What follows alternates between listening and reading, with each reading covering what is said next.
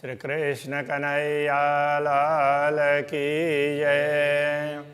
श्री निजानंद स्वामी की जय। श्री प्राणनाथ प्यारे की जय।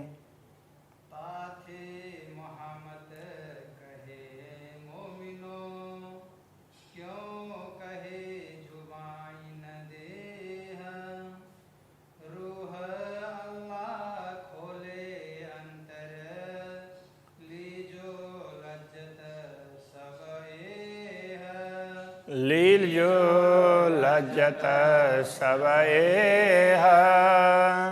श्री कृष्ण कन्हैया लाल की जय।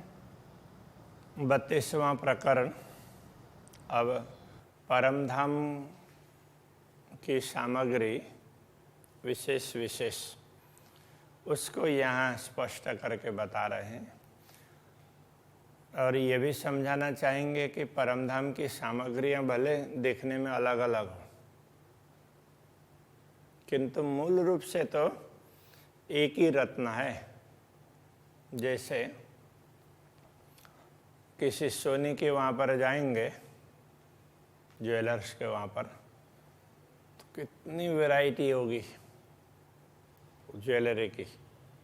किसी को चैन बोलेंगे, किसी को रिंग बोलेंगे, किसी को कुछ और नेकलेस बोलेंगे, किसी को और कितने उसके वैरायटी होगी, किंतु उन सब के मूल में क्या है? सोना है। सोने से ही तो ये अलग अलग बने। तो यहाँ ये बात समझाना चाहते हैं कि देखो, जितने माहौल, मंदिर, सामग्रियाँ, जो कुछ भी है, मूल रूप से देखेंगे तो एक रत्न ही है। इसलिए एक जवेर का अरस ऐसा करके कहा। यहाँ देखना, बाब का अर्थ होता है प्रकरण। अरस अजीम का श्रेष्ठ धाम परम धाम का प्रकरण है। तो वो ये प्रकरण कैसा है? अरस परम धाम के मता सामग्री को जाहिर किया, परम धाम की सामग्री को प्रकट करने वाला, बताने वाला प्रकरण है। तो उसका फिर उसका तात्पर्य बता रहे हैं, यानी एक जवेर का अरस। मूल रूप से एक ही जवार आता है, एक ही रत्न है, और उसी में अलग अलग दिखाई दे रहे हैं। उसमें से ही ये बताना चाह रहे हैं। गई व बातें बकार सकी, कहूँ सुनी न एते दिन। परम धाम की गूढ़ बातें, गई व तो ऐसी जो दिखती नहीं, परोक्ष दिखती है, वो अलग वस्तु होती है। जैसे किसी को भी ऐसा अंगूठी दिखेगी, उसमें सोना नहीं दिखेगा। हाँ, तो कोई भी बोलेंगे ये क्या है, तो अंगूठी बोलेंगे। ये क्या है, चैन बोलेंगे। तो कोई नहीं बोलता है कि सोना है, बोलता है तो सोना है, दिख रहा है, फिर भी नहीं दिखता है। तो ऐसा, ऐसी चीज़ों को परोक्ष, जो दिख नहीं रहा है, थोड़ा ध्यान दे करके देखना पड़ता है, ऐसों को भी गायब बोलेंगे। तो ऐसी बातें बकार सकी परम धाम की, कहूँ सुनी न एते दिन। अभी तक सुने नहीं थे। हम आए अर्श अजीम से, करे जाए रह हक वतन। हम परम धाम से आए हैं, इसलिए परम धाम को प्रकट कर रहे हैं। दुनिया में अभी तक परम धाम की बातें सुनाई नहीं दी थी। दुनिया 14 तबक की सब दौड़ी बुध माफक। 14 लोग की दुनिया सब अपने अपने बुद्धि के अनुसार दौड़ पड़ी। सुरैया को उलंग के कि न पाया न व कहा का। तो किसी ने भी इस ब्रह्मांड में, तो ब्रह्मांड में भी 14 लोक से ऊपर जाते हैं तो क्या आता है? तो गायत्री, ज्योति स्वरूप, ज्योति स्वरूप, फिर गायत्री, ये अलग अलग स्थान आएंगे। तो पहले तो अष्टावरण के बाद में ज्योति स्वरूप आएगा ना। तो इस प्रकार से ऐसी चमकने वाली चीज़ें हैं, तो उसको सुरैया कह दिया। तो इसको ज्योति, तो हम इसको समझ लें कि ज्योति स्वरूप। एक कहते परंपरा में बस कोई चमकने वाली चीज़ें दिखी, बस उससे आगे अब कुछ नहीं है, तो वो चमकने वाली वही सब कुछ है, ऐसा मान लिया। पढ़ पढ़ वेद कतेब को नाम धरे आलम। वेद कतेब को पढ़ करके लोग विद्वान, आलम बोल रहे हैं, यहाँ आलिम है ये ना, तो नीचे हम है उसके लिए उसको प्रास मिलाने के लिए आलम, आलिम होता है मूल रूप से। तो एती खबर किन ना पड़ी, कहाँ साहेब कौन हन हम। पढ़ पढ़ करके विद्वान बहुत हुए हैं, किंतु किसी को ये पता नहीं चला कि हम कौन हैं और परमात्मा कौन है। ऊपर तले माए बाहर, ये जो कादर की कुदरत, तो ऊपर तले माए बाहर, कहीं भी देखो तो ये परमात्मा की सृष्टि है। सो कादर काहू न पाइए, पाइया जिनके हुक्म ए होवत, जिनके आदेश से सारी सृष्टि बनी है वो परमात्मा कादर, समर्थ उसको बोलते हैं। तो ऐसे समर्थ परमात्मा कहाँ है किसी को पता नहीं चला। ए गुज भेद जो गैब का पाया न 14 तबक, ये जो परोक्ष गुह्य भेद है जो आँख से नहीं दिखता है, समझेंगे तो समझा जाएगा। तो उसको दुनिया में 14 लोक में किसी ने नहीं पाया। कथा कथा सब खाली गए पर छुटी न काहू सक, कहते हुए व्याख्या करते हुए समझाते हुए गए लोग, किंतु सब खाली चले गए, किसी की शंका का निराकरण नहीं हुआ। ए तले ला मकान के 4 चीजें जीवी आसमान, ला मकान कहेंगे तो शून्य, तो शून्य निराकार के नीचे जितने भी ये भूमि हो या आसमान हो, ज्यों कबूतर खेल के आखर फना निदान। 4 चीजें ये बताई ना, तो 4 चीज कहने से तो शून्य को कते परंपरा में तो क्या बोलेंगे, बस शून्य कहने से आकाश बोल दिया। और उससे नीचे की चीजें तो 5 तत्वों में 4 बची ना, तो इसलिए ये बता रहे हैं वो 4 चीजें। वैसे तो 5 तत्व हो गए, तो आकाश को शून्य बोल देते हैं, तो उसमें ऐसी व्याख्या है नहीं कि 5 तत्व अलग अलग हैं, 3 गुण अलग अलग हैं, 3 गुण और 5 तत्वों के मिश्रण से फिर ये अलग अलग प्रकार की सृष्टि बनती है। तो वो जड़ चेतन, तो उनका उसमें ख्याल नहीं है। ज्यों कबूतर खेल के आखर फना निदान, जैसे खेल के कबूतर जादुई कबूतर हों, उस प्रकार से वो थोड़ी देर दिखे और फिर कहाँ उड़ गए पता ही नहीं चलेगा। मोहे मेहर करी रुआ अल्लाह ने, कुंजी अरस के ले आए। मुझे सतगुरु ने कृपा की और परमधाम से कुंजी ला करके मुझे थमा दिया। अरस बका पट खोल के इलम दिया समझाए, तो मुझे तो सारे पट खोल दिए। अखंड धाम के अरस बक्का, बक्का अखंड, अरस धाम, तो अखंड धाम के पट खोल दिए और ज्ञान दे करके मुझे सब कुछ समझा दिया। गिरो उतरी लैलर कदर से, कया तीन में का है तू, ये भी समझा दिया कि जो लैलतुल कद्र में ये दिव्य धाम की आत्माएं अवतरित हुई है, उनमें से तू है। खोल दे पट अरस का, ज्यों आए मिले तुझको। तो ऐसे बहुत लोग आए हैं, गिरोह मतलब ऐसी आत्माएं बहुत आई है दुनिया में, और वे सब तुमको आकर के मिलेंगे। तो जैसे मैंने तुम्हें पट खोल करके समझा दिया, ऐसे तुम भी परमधाम के पट खोल कर समझा दो। लोग तुम्हें आकर के मिलते रहेंगे और उनको बताते रहना। ऐसा करके मुझे सदगुरु ने आदेश दिया। जो अरवाह अरस की सो आए मिलेगी तुझे, जो परमधाम की आत्माएं होंगी वो आकर के तुझे मिलेंगी। तुझा अंदर मैं आई यहाँ एक है फुरमाया मुझे, तो मैं भी तुम्हारे अंदर आ जाता हूँ। इस प्रकार से मुझे फुरमाया, आदेश दिया।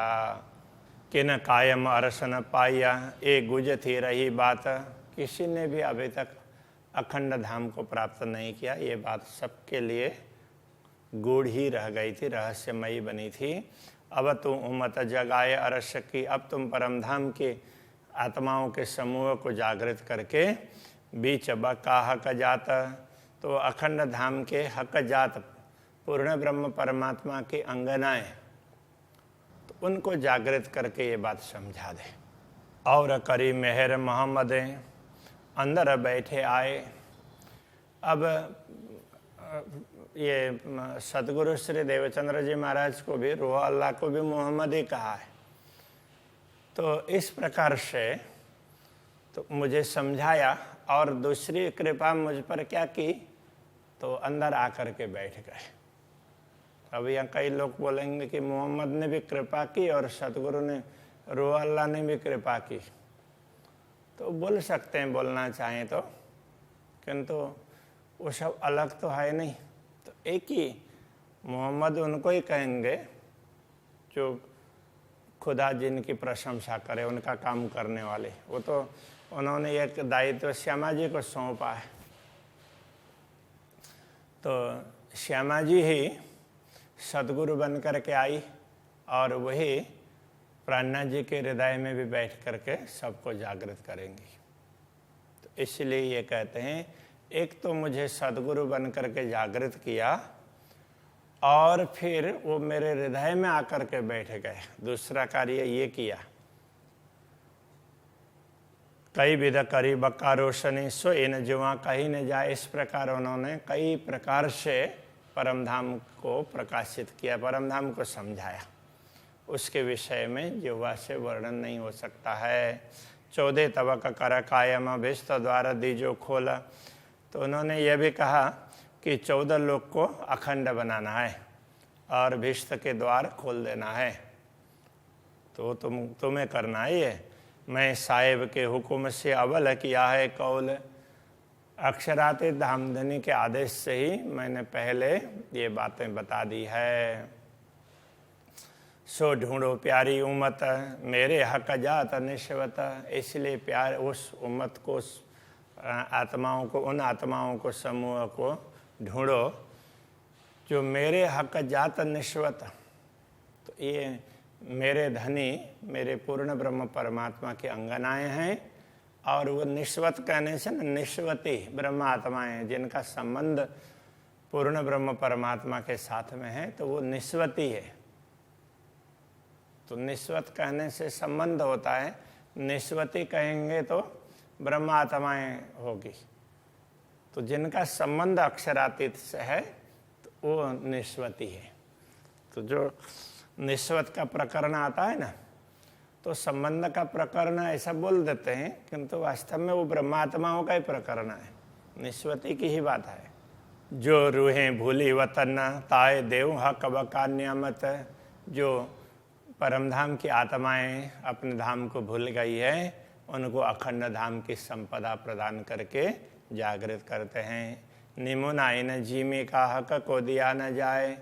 इस दुनिया का उदाहरण परमात्मा के लिए दिया नहीं जा सकता, पर कछुक तो कहे बिना गैव की क्यों समझाए। किंतु कुछ कहे बिना ये परोक्ष बातें वो समझ में कैसे आएगी। ज्यों जड़ाव एक माहौल है जवेर जड़े कई संग।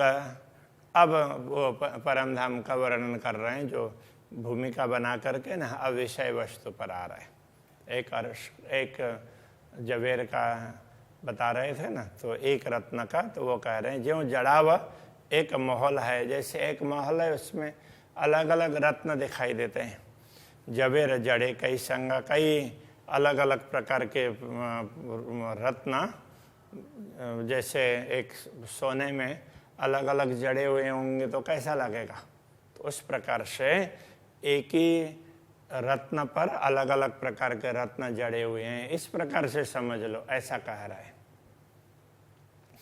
कुंदन माई शोभित नए नए अनेक रंग, जैसे कुंदन में अलग अलग रत्न जड़े हुए हों, तो उस प्रकार से एक ही रत्न में ये अलग अलग रत्न दिखाई दे रहे हैं, ऐसा कहने का तात्पर्य। जैसे इसके लिए कहा था, एक ब्लैक स्टोन आता है, ग्रेनाइट ही, तो उसमें वो गोल्डन स्पॉट्स होते हैं, तो वो लगता है कि देखने से ना, वो जब पॉलिश होता है उसके बाद में तो छोटे छोटे तारे जैसे छोटे बड़े ऐसे चमकते हैं।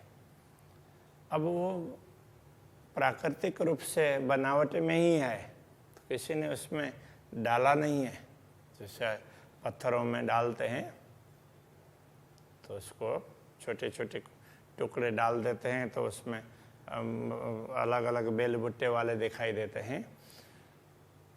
वैसे ये कुदरती है, प्राकृतिक रूप से ही है। इसमें तो एक ही रंग का हो गया, गोल्डन का।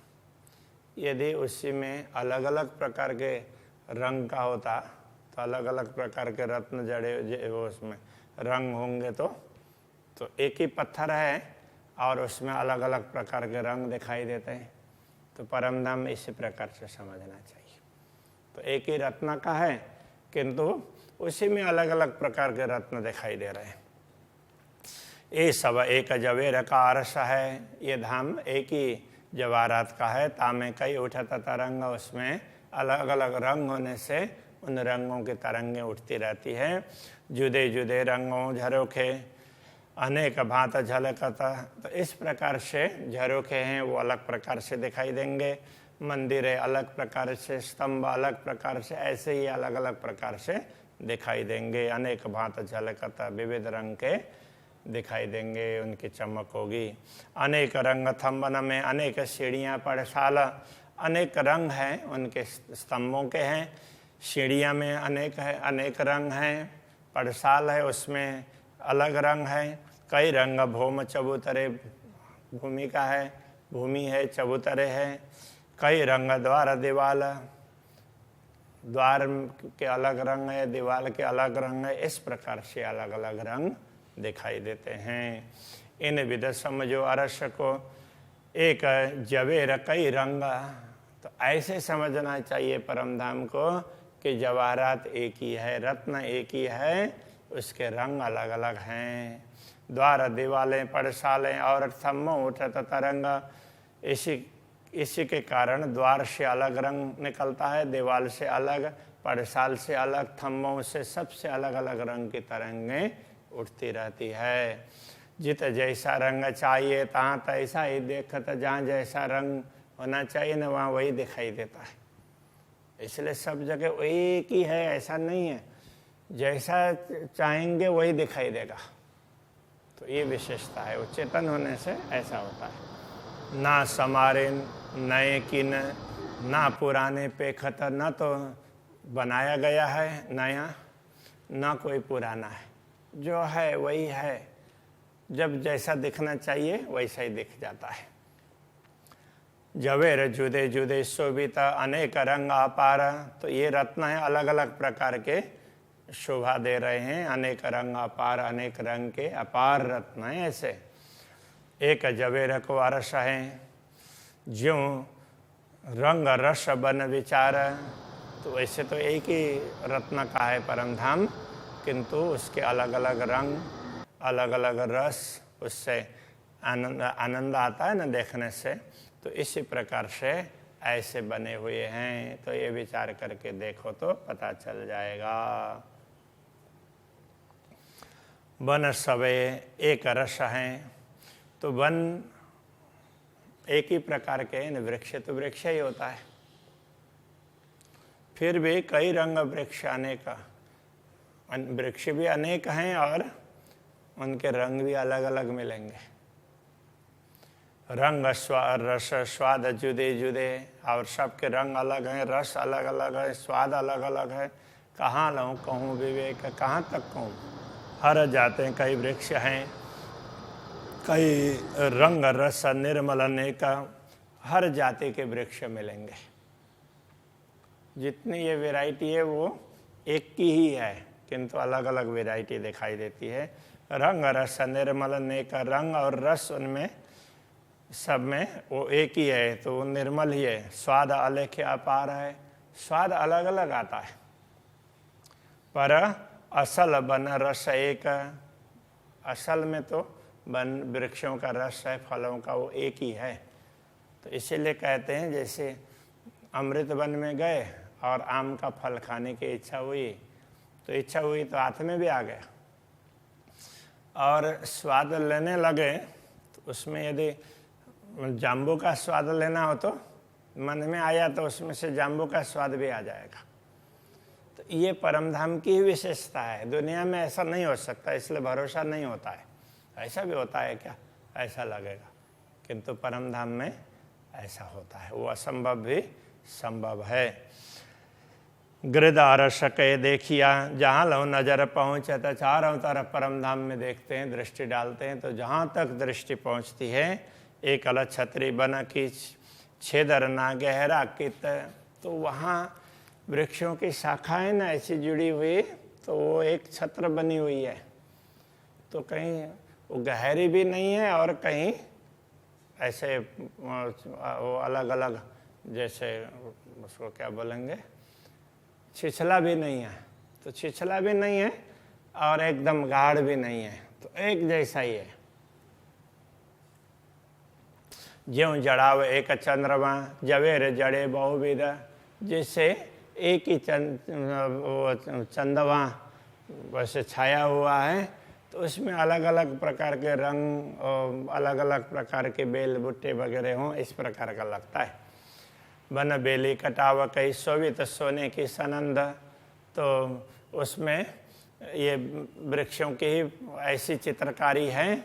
लता वगैरह हैं, उनके पात पत्ते हैं, फूल हैं, उसमें अलग अलग प्रकार की चित्रकारी है। जैसे तो सोने में अलग अलग प्रकार की चित्रकारी की हुई हो ना, तो इस प्रकार का लगेगा। अनेक रंगों जबेर जो जिन रंग शोभित है, अनेक रंग के रत्न हैं, जो जिस प्रकार से जो रंग जहाँ सुशोभित होता हो वहाँ उसी प्रकार का रंग है। तीन ठौर बने तीन मिसलें कई हुए कटाव जुगत, तो जहाँ जो रंग सुशोभित होता हो वहाँ वही रंग बना हुआ है। उसी प्रकार से वहाँ पर कारीगरी है। कटाव का तात्पर्य कार्विंग, जैसे वो चित्रकारी है उसी प्रकार की है। एक झिमी जरे की रोशनी मावत नहीं आकाश, वैसे देखा जाए तो परमधाम के एक कण का प्रकाश है, वो भी आकाश में समाता नहीं है। तीन झिमी के जवेर को क्यों कर कहूँ प्रकाश, उस भूमि के रत्न की बात करेंगे तो कितना प्रकाश होता होगा। अब एक ही प्रकाश होगा तो कैसा लगेगा, अच्छा नहीं लगेगा ना। इसलिए ये वैरायटी है, ये होनी चाहिए। तो ये वैरायटी परमधाम की ही है। तो दुनिया में जो दिखती है, तो दुनिया में तो ये तो देखने के लिए है, यथार्थ में वैरायटी है वो परमधाम की है। परमधाम की वैरायटी समझ में आ जाए, उसके हिसाब से दुनिया में भी वैरायटी है। ए चंद्रवा वन का नूर रोशन अग्र दबाए, ये वन में वन का चंदवा है, वो चारों तरफ है और उसमें से प्रकाश ही प्रकाश निकलता है। तले झिमी अति रोशनी, उसके नीचे की भूमि को देखेंगे तो उसमें भी प्रकाश निकलता है। ये ऊपर वन शोभा, ये ऊपर वृक्षों के शाखाओं के चंदवा बने, वहाँ तक वो प्रकाश पहुँचता है। और ऊपर का प्रकाश नीचे भी आता है और ऊपर आसमान में भी जाता है। जरे जरा सब नूर में छज्जे दीवाल सब नूर, तो एक एक कण है ना, उसमें सब में प्रकाश है। छज्जे दीवाल सब में प्रकाश है। जिमी वन बीच आकाश में, भूमि हो वृक्ष हो और वो आकाश के बीच में भूमि और आकाश के बीच में वृक्ष खड़े हैं ना, तो उनमें भी प्रकाश दिखाई देता है। मावत नहीं जहूरा, उनका प्रकाश भी कहीं समाता नहीं है। शोभा जानवर अरस के ताके एक बाल की रोशन, तो परमधाम के जानवर, ये परमधाम के पशु, उनके एक बाल का प्रकाश है, तो उसका भी पारावार नहीं है। मावत नहीं आकाश में जुआ क्या करे सिफत इन, तो ये जुआ इनकी प्रशंसा, इनकी महिमा क्या बताए, इनकी प्रशंसा क्या करे, तो इनका कोई पारावार ही नहीं है, तो ऐसा बोल देते। सिफत ना हो एक बाल की तो क्यों हो सिफत वजूद, जब एक बाल की भी विशेषता नहीं बताई जा सकती है तो पूरा शरीर उनका, उसकी क्या विशेषता बताए। ये कहने में ना आवता तो क्यों कहे जुआ नाबूद। तो ये कहने में आने वाली बात नहीं है। तो ये नश्वर शरीर की जीवा है, ये क्या बता पाएगी। इसलिए तुम आत्मा भाव से समझ लो तो समझ पाओगे, ऐसा कहना चाह रहे। तो अभी यहीं रखते हैं। श्री कृष्ण कन्हैया लाल की जय।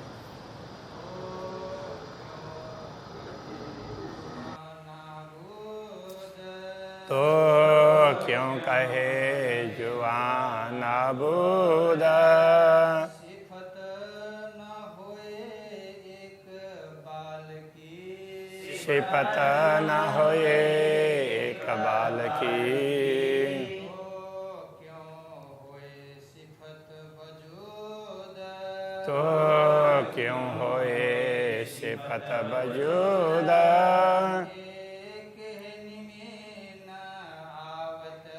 एक कहनी में न आवत।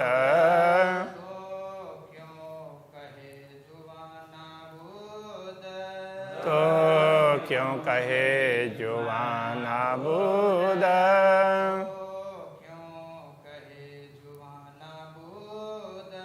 तो क्यों कहे जुआ नाबूद।